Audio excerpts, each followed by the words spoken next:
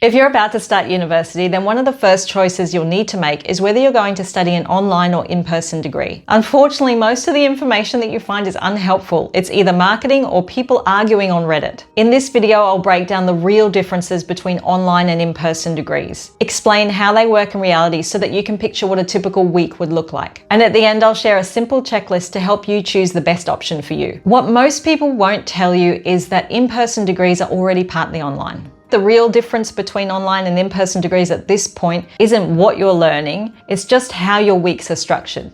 But before we talk about what's different, let's talk about what's the same between these two degrees. First of all, online and in-person degrees are academically equivalent. There are a lot of people worried that if you study an online degree that it might mean less. That is not the case. The differences are based on the delivery, not the standard of education. Both online and in-person degrees have the exact same curriculum, so the exact same information is given to you and the same learning outcomes. So you're expected to be able to do the same things and have the same knowledge bank no matter what type of degree you're studying. They also have the same assignments and exams. It can be easy to assume that online means easier. It doesn't. The assignments and the exams have the same difficulty level no matter what type of degree you're studying. I've linked a free checklist down below that shows you exactly what lecturers want, so you don't lose marks or waste time on your assignments. You're welcome to download that. So because they have the same assignments and marking schemes, both degree types also have the same grading system. You don't have to worry about a particular degree type being worth less than another because they're graded exactly the same. They all have the same marking schemes, pass-fail thresholds and grading systems, including GPAs, which means they also come with the same accreditation and degree outcomes. Whether you study an online or in-person degree means that you end up with the same award, the same qualification, title and accreditation. There is no label on your degree or academic transcript that says how you studied. Your future employer will never know, and it doesn't matter. In general, they seem the same on paper, but the true comparison lies in how they differ week to week and what that means for you. Let's talk about the differences now. The single most important difference is structure versus flexibility. In-person degrees have an externally imposed structure. Timetables, physical classes, and a lecturer that asks where your assignment is if it's late. Whereas for online degrees, that structure can vary by a lot, and they're often self-managed. The less structure you're given, the more you have to create yourself. It can be easy to underestimate how hard it can be to study without structure. But on the flip side, having flexibility can make or break a degree for some people. One of the most powerful differences is the potential loss of interactions with online degrees. Being online means that you have to proactively ask for help. And that means using emails, open discussion boards, or booking in one-on-one sessions where possible. Whereas being on campus means that interactions happen almost automatically. Simply walking past your lecturer on campus or talking before or after a class. There are almost daily opportunities for an interaction and for a moment where you can ask for help. Ultimately though, help is available in both, they're just accessed differently. When you're on campus, you can physically see your colleagues and it can be easier to share the ups and downs of your degree along the way. It can be easy to complete an online degree and never speak to anyone unless you choose to engage. That doesn't mean it's a negative, it's just a difference. Feedback exists in both modes, but for online students it can feel harder to access. It usually comes in the form of typed notes on your assignments or in class-wide announcements on discussion boards that can sometimes feel really impersonal. The exception is synchronous classes where that live component allows for real-time discussions. But as always with everything, there's a catch. Online and in-person degrees both have their own downsides. For online degrees, it's easier to fall behind without anyone noticing until it's late in semester. There's less external pressure to keep up with the workload. There's an increased mental load from having to plan each of your weeks. Feedback can be less visible, making it easier to make the same mistake on multiple assignments. Online studying doesn't fail students, but it can make it easier to drift until the cost of catching up is too much.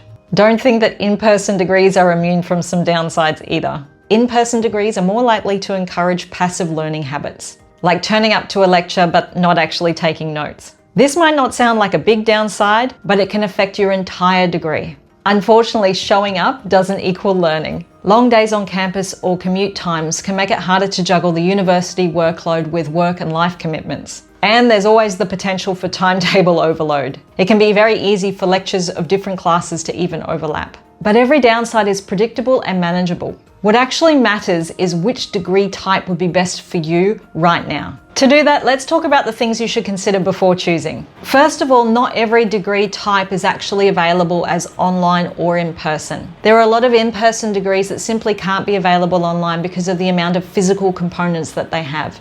For example, practicals for a chemistry degree. Some online degrees will still require on-campus attendance in the fine print. So it's important that you check each individual class associated with the degree to see if that's the case. You won't be able to tell upfront by just looking at the degree name or even the course book for it.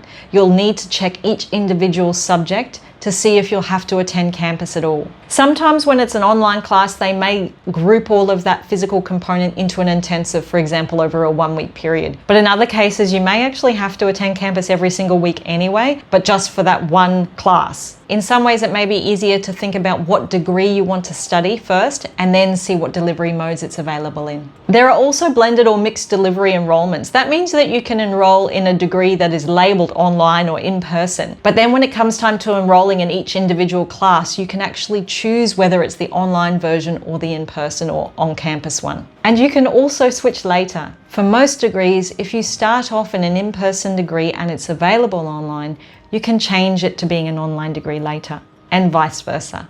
In many cases, you won't even have to submit any paperwork to make this change. Your degree choice is rarely permanent, unless you want it to be. If you're entering your first year of university and you're worried about how everything works and you're worried that you're going to be confused or fall behind or not know where and when to do things, then doing an in-person degree can be helpful. It means you have that timetable and you know where you need to go and when. And you have people available in person that you can talk to help understand the academic system. Once you've passed all of those initial hurdles, then you can choose again whether you want to remain in person or shift to online. But you have that understanding and knowledge behind you to make that choice. But for many of you, choosing an online degree might be the only option.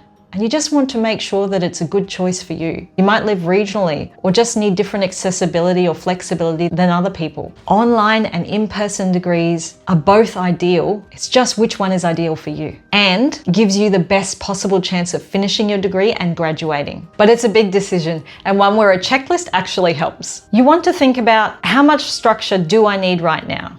Do I just want to be told what to do and when to make the transition into university easier? How comfortable am I managing weeks without external deadlines? Will I prefer to have complete control so I can go at my own pace or even finish early? How likely am I to ask for help? Am I comfortable reaching out to strangers even though I've never met them? Do I learn better with visible accountability? What else is competing for my time? Do I have a lot of work-life commitments that I have to take into account and need to be flexible for? Would I find that hard to fit around a rigid schedule or timetable? A degree that's easy to start but hard to finish equals a big debt. And also, as always, it's important to be honest with yourself and how do you best study? Do you work best with routine and fixed times? Or are you already good at managing your own schedule? Do you procrastinate when no one's watching? Only you will know the answer to those questions. A simple rule of thumb can be if you're organized, independent, self-motivated and already know how you study best, then an online degree can work great. But if you're straight out of school, still figuring things out and want some structure, then doing an in-person or a hybrid or blended mode delivery can be best.